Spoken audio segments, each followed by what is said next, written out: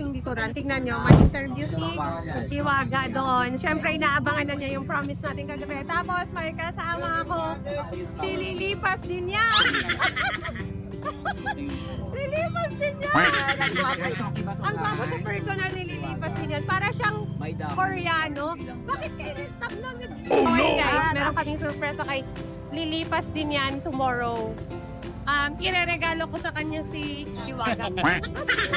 Bibigay ko sa kanya si Hiwaga, babalot ko sa baka. Joke lang. Meron talaga kaming gift for Lilipas din yan. Para ma-enjoy naman niya yung birthday.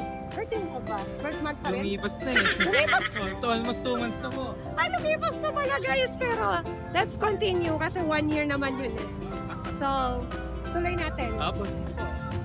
So, magandang araw sa inyo, tanghali, gabi sa mga nakakapanood nito. So, shoutout po kay Ma'am Lloyda Celis Official. So, maganda i-follow po natin at i-like po natin at supportan din po natin yung Facebook page niya, no? Para at least lahat tayo masaya.